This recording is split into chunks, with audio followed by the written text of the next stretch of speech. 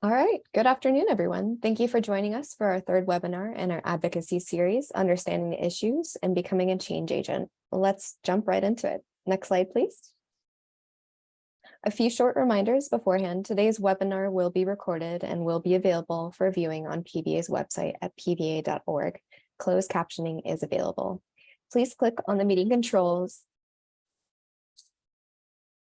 Excuse me. Please go ahead and click on the meeting controls at the bottom of your screen to turn it on. If you have any questions, please type them into the Q&A box. Questions will be answered at the end of the program. Next slide, please. My name is Lisa Elijah, Grassroots Advocacy Manager, Air Force veteran, and PVA member. All right, hello, everybody. For those of you that don't know me, my name is Julie Howell. I'm Associate Legislative Director here at PVA National. Next slide, please. We're going to do a quick overview. Just to recap, our past two sessions have been on the fundamentals of government and the legislative process. As Lisa mentioned, if you were unable to join us for those, you can find the recordings on pva.org. Today's session is going to be understanding the issues and becoming a change agent. Our next two will be a more in-depth look at advocacy and how you can use the knowledge you've gained from these sessions to make a big impact. And hopefully we'll have some guests join us in the next two because you're probably tired of listening to us just talk. Next slide, please. As a quick reminder, last time we covered the legislative process, so the origins and creation of bills, the House and Senate committee structure, presidential action, and we had a quick chat about the budget process and the difference in appropriations and authorizations. Next slide, please. All right, advocacy. A very basic definition of advocacy is the pursuit of influencing outcomes, including public policy and resource allocation decisions within political, economic, and social systems and institutions that directly affect people's lives. So that's a mouthful, and you're probably asking yourself, what does it actually mean? Well, today we're going to cover that. We're going to discuss some concepts around advocacy, what it means to be a change agent, and also what is a change agent? Well, another fun fact, each one of you is a change agent, as are Lisa and myself, and PVA as an organization. Anyone who sees an issue and decides they want to come up with a solution has the power to become a change agent. So today we're going to talk about identifying issues and concerns, building coalitions to help develop creative solutions to fix those issues, and how to manage or how to message those solutions. Additionally, we're going to talk about building political support and what advocacy can look like at different levels. So with that, I'll pass it over to Lisa to get us started. Next slide, please. Thanks, Julie. Julie gave a broader definition. Now let's go more in depth. Advocacy is an action directed at changing the policies, positions, or programs of any type of institution. It can be pleading for, defending, or recommending an idea before other people. It is also speaking up, drawing a community's attention to important issues, and directing decision makers towards a solution. As an example of advocacy from start to finish, let's use the Memo Act as an example. PVA members brought it to the attention of national office that mammograms were often inaccessible at VA and in the community. Because you identified that issue with us, we were able to connect with a congressional office that had a different bill related to expansion of mammography at the VA. We were able to work with that office to incorporate accessibility language that would, in time, solve the issue. The national staff raised awareness of the issue. We had our members advocate for the Memo Act, and last year it passed.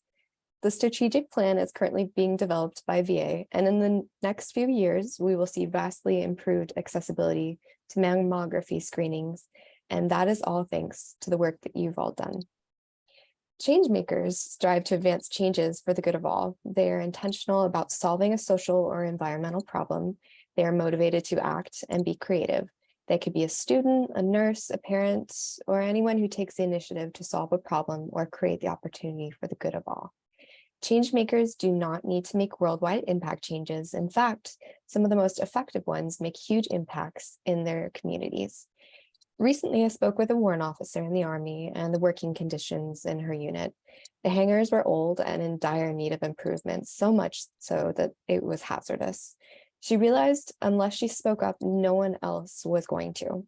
So she reached out to each level of her command and then higher up until the problem was fixed.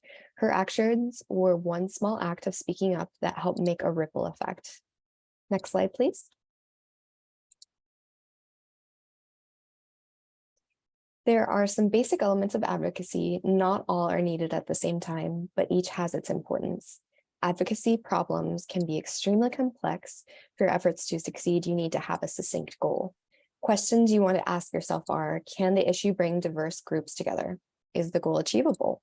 Will the objective really address the underlying problem? Data and research are essential for making informed decisions when choosing a problem to advocate for, identifying solutions to the problem, and setting realistic goals. Sometimes good data can be the most persuasive argument. This is why we send out surveys and try to get your experience on policies we are advocating towards. We use that information to back our priorities. When advocating, keep in mind the audience you are trying to appeal to. Sometimes your advocacy efforts are going to be directed at getting other PVA members involved in an issue. Sometimes it's going to be at your community through word of mouth or social media, and other times it's going to be through decision-making power. When you are developing and delivering your message, remember that different audiences respond differently. Politicians may become motivated when they know how many people are in the district or state care about the issue. The Secretary of the VA may act when they're presented with detailed data on the prevalence of a problem. Make sure you have a goal in mind for evaluating advocacy efforts. How do you know if you have succeeded in reaching your advocacy objective? Are there ways you can adjust for improvement?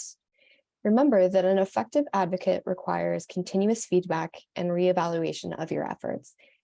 You need to have the ability when you go in to present your message, make sure it's persuasive. Sometimes you only have a small window of opportunity to target your audience.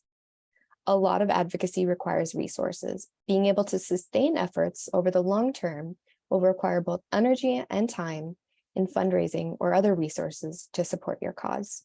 Finally, part of what makes advocacy so powerful are the number of people who support the goal. Involving a large number of people representing diverse interests can build political support. PVA is a member of a number of coalitions, some with short-term goals like the Air Carrier Access Amendment Act, and others with long-term goals like that of the Consortium of Constituents with Disabilities, not to forget the many different issues we work with other veteran service organizations. Next slide, please. Dynamic advocacy is a dynamic process that is constantly evolving to changing actors, ideas, agendas, and politics. It's multifaceted. It can generally be divided into 5 fluid stages: issue identification, solution development, building political support, awareness building, policy action, and evaluation. This isn't a preset step-by-step process. The different stages can sometimes happen consecutively, or you may need to jump back to a stage depending on circumstances happening at that moment. Now let's go into a more in-depth view and review the stages in further detail. Next slide, please.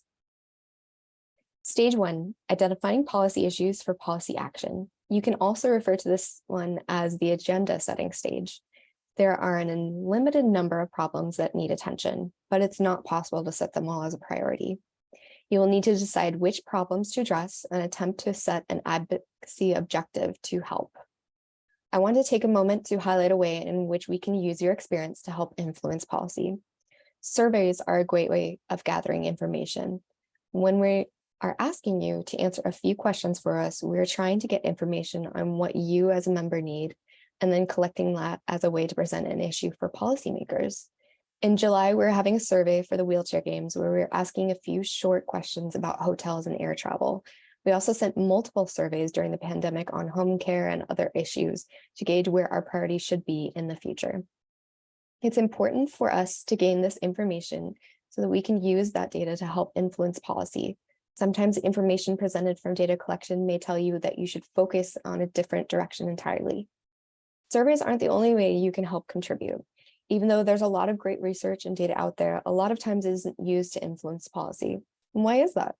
Because when you are identifying a policy issue, it is essential to choose an issue that can be presented in a format that policymakers can understand and translate into a bill.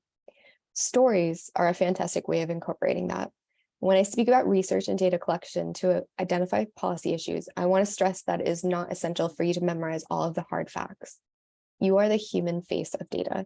We focus on the numbers and then create channels for you to share your story. Your story, our lived research.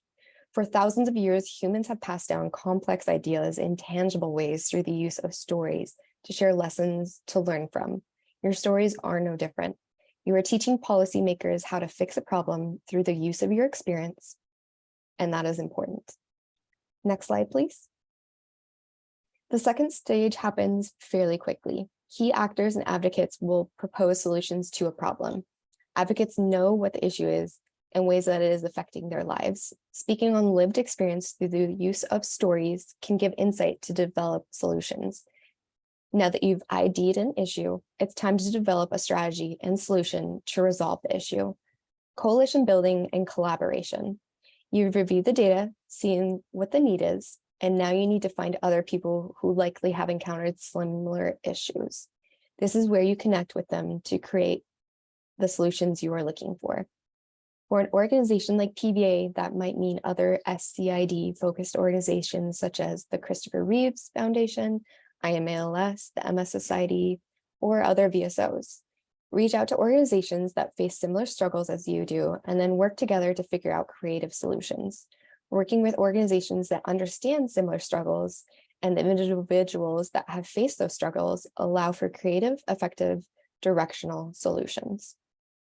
Policymakers and individuals like when organizations have at least one idea to address the problem, it shows that you are serious about the problem and you have put time and intent into fixing it.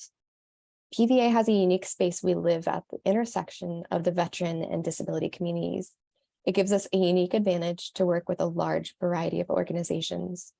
We may work closely with other organizations such as IMALS or the MS Society, but we also work heavily with veteran service organizations, as most of the priorities for policy have overlapping theme between them. In our last webinar, we mentioned our coalition with DAV and VFW to create the independent budget. The IB was created when we noticed a shortfall in budgetary review of veteran issues. As a joint effort, we publish it every year.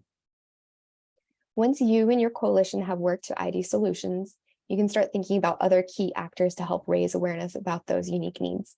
Now I'll hand it over to Julie to help develop your message.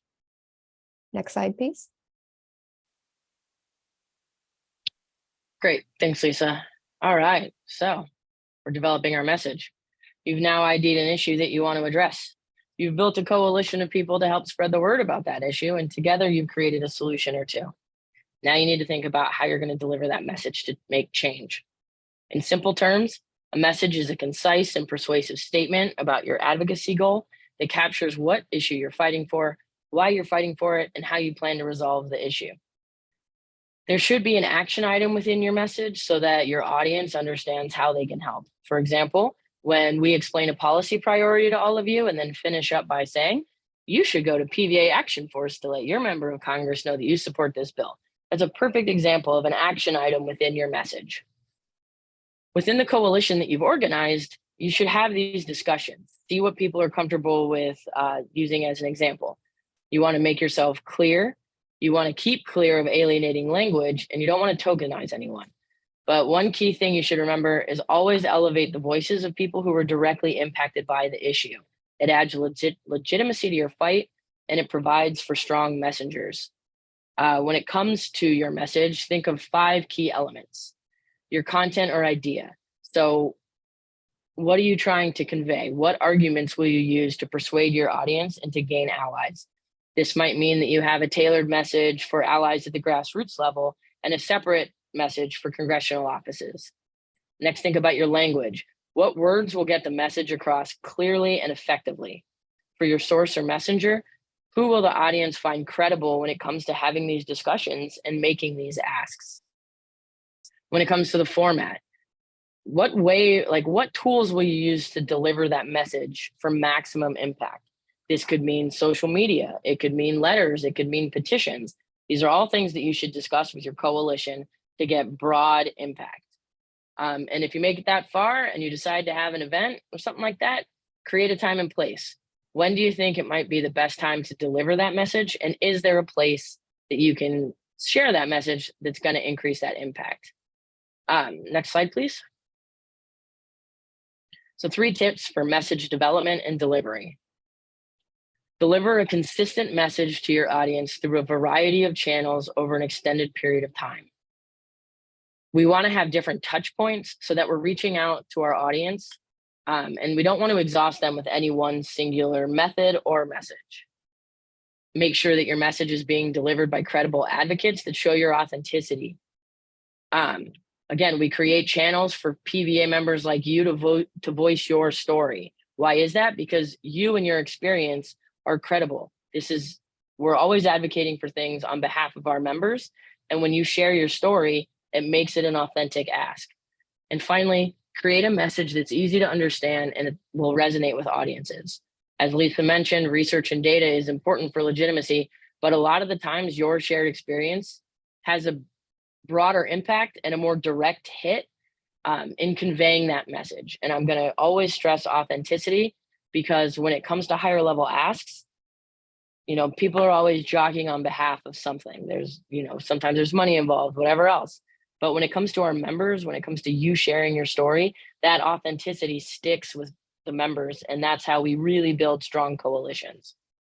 Next slide, please. Stage 3 is building political support. Now, political support is the centerpiece of advocacy, which is kind of ironic since it's one of the more difficult pieces of the advocacy fight. Again, you've identified your issue, you've got your coalition, you've got your solutions, you've even got a tailored message. You've done all this research, you have data to show your need, and you found the best team that you're going to fight with. Well, now it's time for some more research, because you got to figure out who's got the power to affect that change. It's time to discover who the smartest people are to align with for this fight. Let's say we're talking about a big piece of legislation. This might mean researching a specific congressional office who's worked on this issue before. You can do this by Googling press releases on similar topics, looking for relevant committees and reviewing those hearings they've held to see who is in support or who is in opposition of these ideas. Figure out maybe someone ran on a platform that aligns with what you're trying to accomplish. That research is critical in that outreach to the Hill when it comes to moving bills forward. Also, think about the relationships of the people within your coalition. Leverage those relationships. They are power. Once you find the people you want to champion your ask, figure out who might be the most impactful messenger of that ask. This is one of the reasons we fly all you guys out to DC for seminar, and why other organizations do this annually and sometimes more times a year. We talk about these issues with the Hill all the time, but when you guys come in and share your stories, that's what moves the needle. I always think, when it comes to building a coalition, when it comes to getting a bill across, and when it comes to gaining that political support, think of it like your fantasy football team. Like on your fantasy football team, you pick your favorite quarterback, your favorite, whatever, sport ball people. This is your opportunity to create a dream team to make change. And there are allies on the Hill, there are allies in other organizations. So be smart about who you reach out to and who's going to be able to really push that forward. All of this together is really, really powerful. And depending on which office you reach out to and who decides to champion, that really may have a lot of impact on how long that fight takes. Next slide, please. Okay, now it's time to bring it all together. Connect those dots. Again, you know your issue, you've got the connections, you've got people around you who understand what you're trying to accomplish. You've all come up with a solution or two. You've tailored that message to address those 5 key elements. The content, the language, this stuff. You are now the subject matter experts of this ask. Who you're going to align with. Like, how do you connect all of these dots in such a way that impact is then almost guaranteed? And again, think back to that fantasy football analogy. You've got your team, you've got your stars, and you know what you're talking about. Again, I'm going to stress there's so much power in that. If you have made it that far, you're better off than a lot of the folks that are trying to fight for these issues. That is legitimacy, that's agency, and that's how you guys get to like advocate for not only yourselves, but those broader communities that you have created. When you put all of these pieces together, you're bringing the issues, the solutions, and the political support all together in this thing. That's when you get your political action. And that is what Lisa is about to talk to us about. All right, next slide. All right, so stage 5 is where you will evaluate the policy action. This stage may not be reached, though it is important. Effective advocates will assess their past efforts and set new goals based on their experiences. Advocates and institutions alike that adopt policy changes should periodically evaluate the effectiveness of that change. Adaptability, creativity, and persistence are all incredibly important. If one strategy doesn't work, try another, and then another, and then another until you reach your goal. Try to look back at the big picture of your advocacy goal and go from there. Policy change is a slow process, so keep that in mind. A great advocate will evaluate the effectiveness of their strategy and correct as needed to gain traction in their cause of the future. Questions I want you to ask yourself are, how effective was this? What were issues or roadblocks I faced along the way? What can I do in the future to make my efforts more effective? And what parts of my goal were accomplished? One way at PBA that we do this is through our policy priorities. We focus in on legislation that has either been introduced and pushed our support towards it, or we try to carve out a place in legislation. Our Veteran Journey Roadmap shows the bills we helped advocate for and were passed, and some that have yet to cross the finish line. Based on how the bill is progressing, we may need to adjust the way we advocate on the issue, whether that be through a call campaign, a specific coalition for that issue, or office visits to key legislative offices. Evaluating policy action allows for you to bring everything full circle and close out the loop. Now I'm going to pass it over to Julie to speak on levels of advocacy. Next slide. Next please. slide. Thank you. All right, as Lisa mentioned earlier, advocacy can happen at different levels, and we stressed that in previous webinars. Efforts can be made locally, at the state level, or sometimes at the national level. If you have a concern in your community that you might want to work on, reach out to your chapters. Every chapter has a government relations lead. They'll be a great resource for you to connect with. And maybe there's an opportunity for you to even reach out to nearby chapters. There's a good chance that, maybe they've experienced this issue and worked on it as well, or maybe they want to partner with you to build a bigger coalition. As a reminder, and this is so critical, nothing ever gets done alone. Coalitions and cooperation are what move things forward and what allow us to achieve these goals. Again, if you are looking at a national issue, reach out to our government relations team here at National. You can go online, check our policy priorities on our webpage to see if we're already tracking those bigger concerns. And you know what? If not, let us know. If you have a big issue and you want to draw attention to it, reach out to us. But that said, PVA focuses on very specific aspects of VA care because of the needs of our members. Maybe you're a member of DAV or VFW or the American Legion. All of these organizations have their policy priorities listed on their webpage. And we encourage you to, if there's something that's concerning to you and we don't seem to be tracking it, double check your other organizations. We work with them every day up here in DC. Every day we're in rooms with these folks. It would be great for our chapters to be working with these other organizations at a local level. That would be amazing. Again, check to see if those organizations are tracking issues or legislative topics that are important to you. And, let us know. Let us know if you're working with those other organizations. We would love to draw awareness to that. I think that might be all I have left. Lisa, do you want to close us out? Yeah, absolutely. Thanks, Julie. Next slide, please. All right, so advocacy happens at any level. ID issues, build a coalition, come up with creative solutions, tailor a message, build political support, and then connect all the dots to connect change. And remember, we'll be there every step of the way. That is the heart of advocacy. So I wanted to take a moment to introduce Heather Ainsley, our Associate Executive Director of Government Relations. Heather, I was wondering, do you have any examples of start to finish of advocacy actions that come to mind? Well, thanks, Lisa, and thanks, Julie, for walking us through the importance of advocacy and working together in coalition. It's always exciting to see an idea go from we've identified a problem to we've come up with a solution, we found champions, and it became law. And we actually had a great example of that that occurred last December when we were able to get legislation through that provided an additional automobile grant for veterans who are eligible for VA's automobile grant program.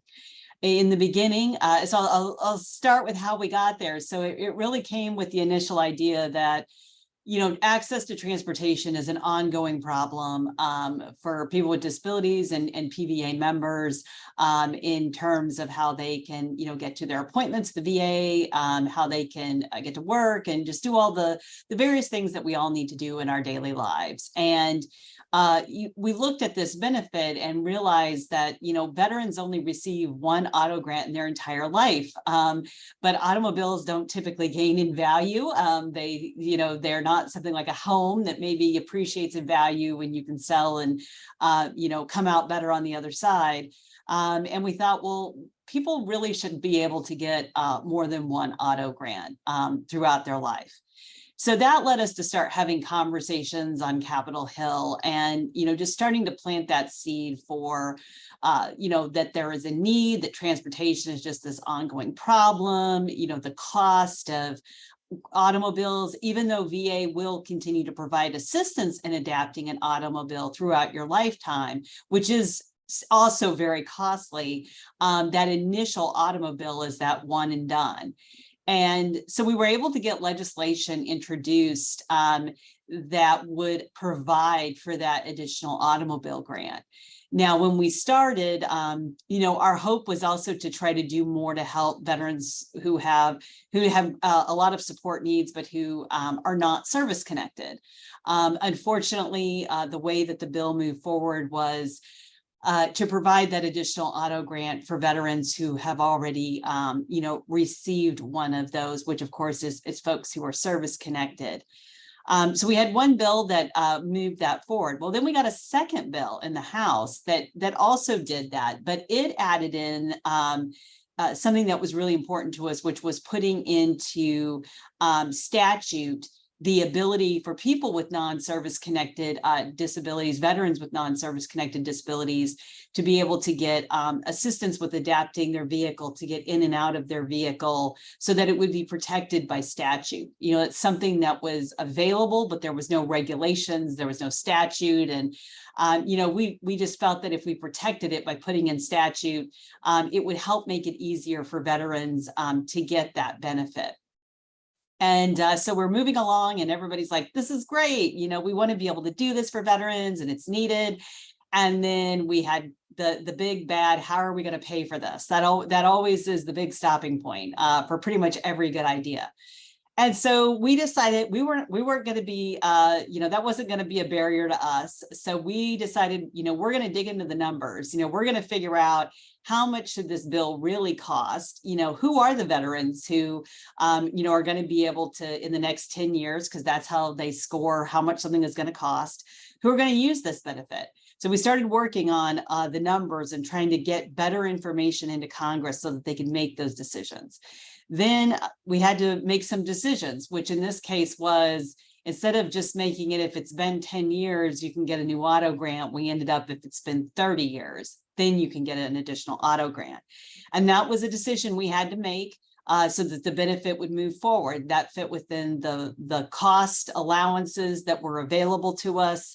And it was either take this deal and pass it, get it into law, or maybe take your chances the next time. Well, the next time doesn't always come. So we couldn't let the perfect be the enemy of the good. So we decided to move ahead And so that bill passed Congress at the end of the year in December. There was a lot of flurry of activity to get it over the finish line, and then it was signed into law beginning of January. And so now veterans who have, again, if it's been 30 years since you've gotten your automobile grant, you're eligible for another one. So we encourage you to contact your service officer and be able to discuss that if that's something that's of interest to you.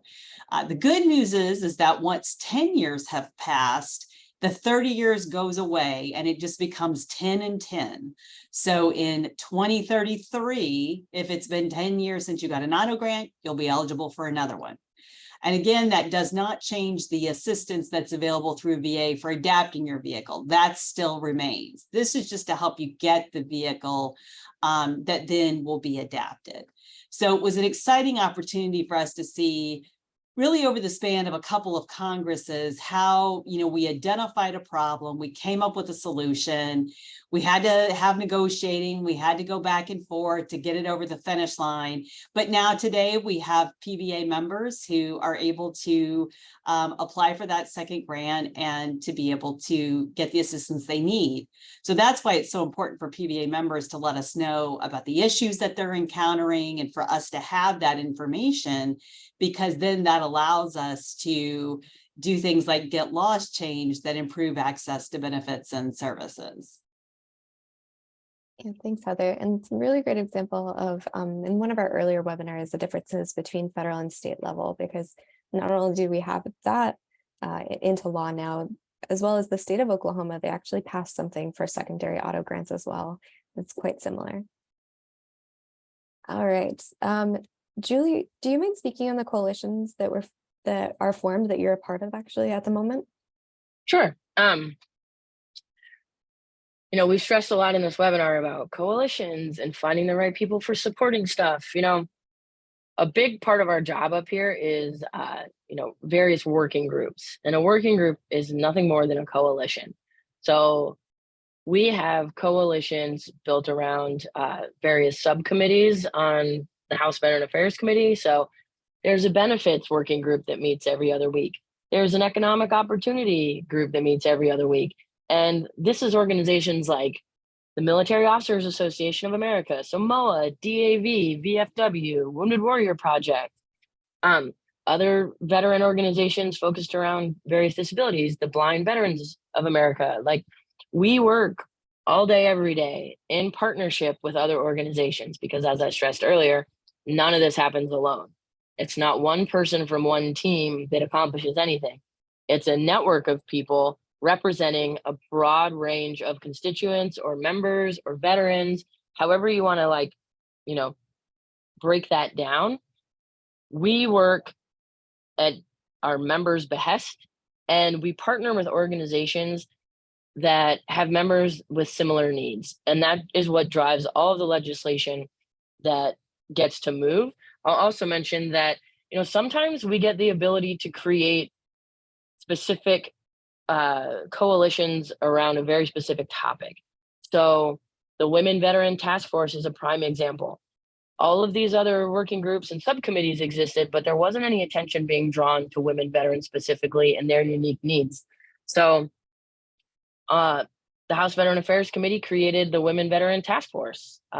That started about 2 Congresses ago. They had a dedicated staff member. They had a dedicated congressional office, and that their whole mission is to focus just on that. And we have now seen this task force survive 3 different iterations. And actually PVA and a couple other organizations were really critical in stressing the need for that in this new Congress by reaching out to the Hill and inviting them to work group meetings around women vets. They saw the importance of maintaining this. And so they decided that it was worth their time and effort to recreate the task force. And it's up and it's running now. And, again, those coalitions are critical. Nothing happens alone. And once you make those partnerships, the next issue that you need to fight for becomes a lot easier to approach and to tackle, because once you build and work within several coalitions, you know who your allies are going to be. So that networking and understanding what everybody is, carrying the lead on, all of that information should always be just sort of stashed in the back of your head, because you never know when you might be able to pull it out when it comes to the next fight. So thanks, Lisa. Thanks, Julie. I also wanted to highlight a little bit about kind of more short-term coalitions. One of the ones that we're working on right now is the Air Carrier Access Amendment Act. And so we have a large group of individuals in our larger working group that we have within it. And then we created kind of a smaller working group that is tasked with kind of creating and continually sending out a message, like a continual drumbeat, as well as creating a toolkit that other organizations can use in order to advocate for that cause. And with that, we got together within that coalition and we spoke about, what is the message that we want to convey? What are some things that we're trying to do? When do we want to push out this message? And through that, we were able to get kind of a constant, steady drumbeat of organizations, each one every week, just pushing something out on social media or asking their members to write to their members of Congress and trying to reach to these key demographics within these committees there in order to get that done. In that same toolkit that we've been working on, we were trying now to push it down to chapter level as well, because the message is important. And regardless of if it's PVA, the great thing is that it's pretty applicable to all different organizations that we work with. And so through that, they're able to use that to kind of edit it a little bit and then convey their message. And we all have kind of a joint message on how we're going about it with social media. So that's more of the short-term aspect to coalitions that we have as well. Looking through our Q&A, I don't believe we have anything in terms of Q&A or in our chat. So with that, if I could go ahead and get the next slide, please.